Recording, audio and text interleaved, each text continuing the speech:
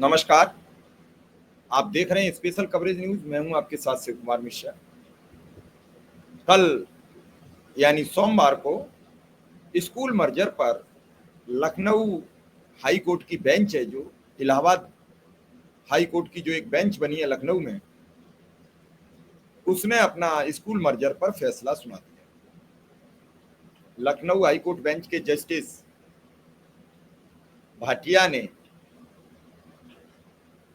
बुध, बृहस्पति, शुक्र 3 दिन सुनवाई की और शुक्रवार तक उनके तेवर देखकर ये लग रहा था, जिस हिसाब से उन्होंने कहा कि जब तक आदेश हम नहीं करते हैं, ऑर्डर जारी नहीं करते हैं, तब तक मर्जर की व्यवस्था स्थगित की जाती है। लेकिन सोमवार को जब उन्होंने ऑर्डर सुनाया 2 बजे, तो ये बता दिया कि मर्जर ही विद्यालय के हित में है और इसके बाद पूरी तरीके से घमासान मच गया। शिक्षक संगठन, अभिभावक, शिक्षा मित्र सब इस बात से बेहद आहत दिखे। इस मामले में अब तैयारी है कि डबल बेंच इलाहाबाद ये केस दायर हो जाएगा आज। और एक पार्टी पीलीभीत से तो कुछ बच्चों को लेकर पहुंच गई है। हर जिले से धीरे धीरे हाई कोर्ट तक मुकदमे जा रहे हैं और फिर इन्हीं कोर्ट मुकदमों को लेकर अगर डबल बेंच नहीं सुनती है, इलाहाबाद हाई कोर्ट भी इस मामले को नहीं सुनता है, तो ये मामला सुप्रीम कोर्ट चला जाएगा। लेकिन यहाँ मेरा एक सवाल है कि अगर मर्जर की व्यवस्था पर सरकार कोर्ट का आदेश तत्काल मान लेती है, तो अनुदेशकों का जो डबल बेंच ने आदेश सुनाया कि इन्हें इनका मानदेय दे दिया जाए, उसे क्यों नहीं माना? उसके खिलाफ अपील क्यों नहीं की? क्यों गई अपील में? क्यों अपील की उसके खिलाफ? कोर्ट ऑफ कंटेम्प्ट शिक्षा मित्रों का चल रहा है, समान वेतन समान काम का, उसमें रोज सरकार तारीख ले लेती है, उस पर क्यों नहीं लागू कर देती और वहां आदेश जारी कर दे कि मैंने आपकी बात मान ली, जो आपने हमें निर्देश दिए थे कि 3 महीने के अंदर वेतन बढ़ाओ और मुझे बताओ। पता नहीं लगता है, कभी कभी ये लगता है जैसे माननीय मुख्यमंत्री जी के घर से वेतन जाएगा शिक्षा मित्र अनुदेशकों को। पहले ये सुन लीजिए कि वकील साहब ने, अमरिंदर पटेल हैं वकील साहब, इन्होंने कोर्ट में क्या कहा, क्या हुआ। मर्जर को लेकर के हाई कोर्ट में याचिका चल रही थी, उस पर फैसला पंकज भाटिया सर की बेंच ने फैसला सुनाया और याचिका को खारिज कर दिया है। पहले मर्जर को लेकर के हाई कोर्ट में याचिका चल रही थी, उस पर फैसला सुरक्षित था, आज फैसला सुनाया गया है। पंकज भाटिया सर की बेंच ने फैसला सुनाया और याचिका को खारिज कर दिया है। प्राथमिक विद्यालय शिक्षकों को और प्राथमिक विद्यालय के जो नौनिहाल बच्चे हैं उनको बहुत परेशानी है। ये हम लोग बिल्कुल इसको एक्सेप्ट नहीं करेंगे। आगे की अदालतों हम इसको चैलेंज करेंगे, चाहे डायरेक्ट सुप्रीम कोर्ट में जाना पड़े, डायरेक्ट हम लोग सुप्रीम कोर्ट जाएंगे, लेकिन इस फैसले को हम लोग चुनौती करेंगे और पूरा उम्मीद है जुडिशरी पे कि हम लोग जीतेंगे। आज आप लोगों ने देखा होगा कि सरकार फिर से अपने मंसूबे में कामयाब। ये अभी आपने वकील साहब को सुना।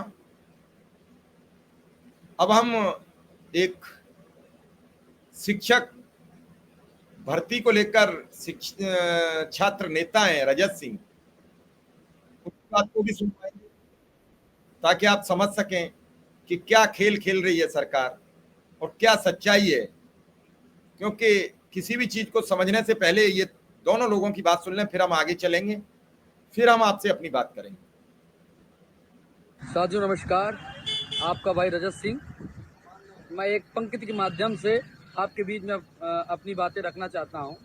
क्या हार में क्या जीत में, किंचित नहीं भयभीत में, संघर्ष के पथ पर जो मिले, या भी सही वह भी सही, वरदान मांगूंगा नहीं, हार ठानूंगा नहीं। तो साथियों, आज जो विद्यालय विलय पर जो आदेश आया है जो सिंगल बेंच का, उससे काफ़ी छात्र और काफ़ी अभ्यर्थी नाराज हैं, काफ़ी परेशान हैं। तो साथियों, परेशान मत हो। सिंगल बेंच से जो आदेश आया है, अब हमारे बेसिक विभाग के कुछ संगठन, शिक्षक संगठन हैं और भी तमाम जो शिक्षक साथी हैं जो इनडायरेक्ट और डायरेक्ट इस विद्यालय विलय पर लड़ाई लड़ रहे हैं, जो कोर्ट की शरण में है, अब वो डबल बेंच में जाएंगे, वो अपनी लड़ाई को लड़ेंगे। जरूरी नहीं है कि सिंगल बेंच से ही आप जीत जाते।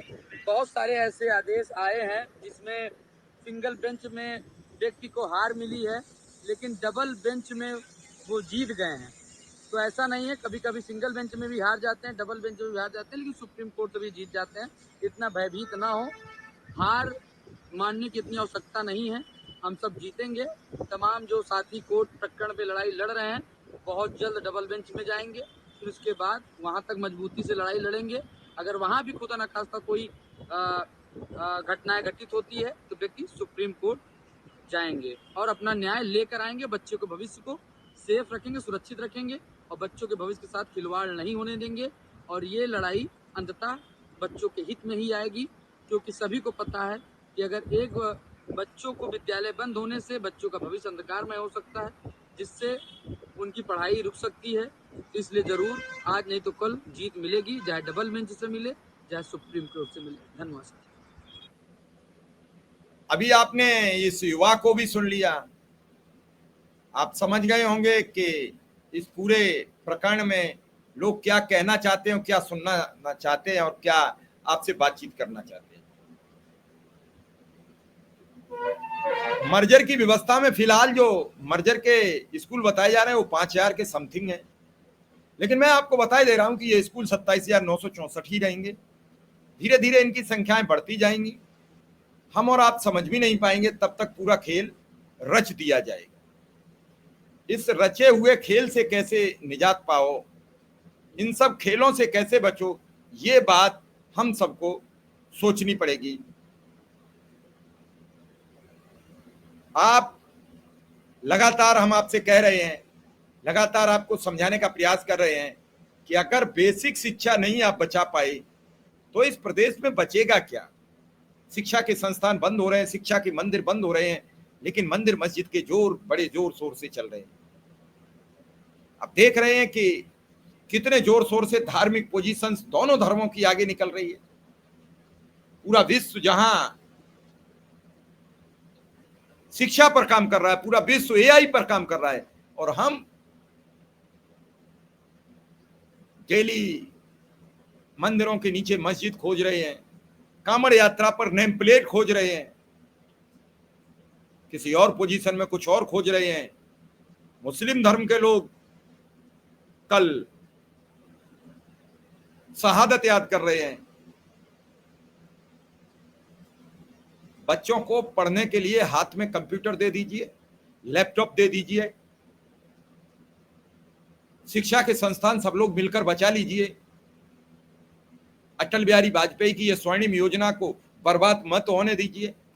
मैं भाजपा के उन लोगों से कह रहा हूं, और खास करके योगी आदित्यनाथ जी के उन सभी समर्थकों से भी कह रहा हूं, बेसिक शिक्षा मंत्री से कह रहा हूं कि कम से कम वाजपेयी जी के सपनों को भाजपा की सरकार में तो बर्बाद मत कीजिए।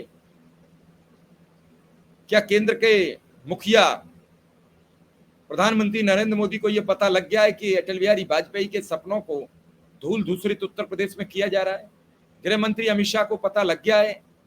क्या अटल बिहारी वाजपेयी की सल्तनत संभालने वाले राजनाथ जी को पता है कि यूपी में उनके द्वारा चलाई गई स्वर्णिम योजना, जब वो सरकार में राज्य मंत्री भी थे, केंद्र में मंत्री भी थे, क्या वो योजना उनके देखते हुए बर्बाद हो रही है और वो देखकर बैठे देख रहे हैं? तो सबकी जिम्मेदारी है अपनी अपनी, थोड़ी थोड़ी सब जिम्मेदारी बियर करेंगे। मायावती खुलकर मैदान में आई, चंद्रशेखर खुलकर मैदान में आए, अखिलेश यादव खुलकर मैदान में आए, कांग्रेस ने बड़ा धरना प्रदर्शन किया, स्वामी प्रसाद मौर्य सड़क पर धरने पर बैठ गए, लेकिन विद्यालय रोकने की अब तक सरकार ने कोई जरूरत नहीं समझी। मामला कोर्ट चला गया, कोर्ट से कल फैसला आ गया। आपने वकील साहब को भी सुना, आपने छात्र नेता रजत सिंह को भी सुना, लेकिन कुल मिलाकर अब तक कोई राहत मिली नहीं है। योगी सरकार को बड़ी राहत मिली है। तो अब देखना है कि इस पूरे प्रकरण में अगला कदम क्या होगा सरकार का। अभिभावक और शिक्षक इस पूरे मामले पर डबल बेंच जाने का मन बना चुके हैं। एक ग्रुप पहुंच भी चुका है इलाहाबाद, जल्द ही और ग्रुप भी पहुंचेंगे। उसके बाद तय होगा कि अगला कदम क्या उठाया जाएगा। फिलहाल इस खबर में इतना ही। धन्यवाद और नमस्कार।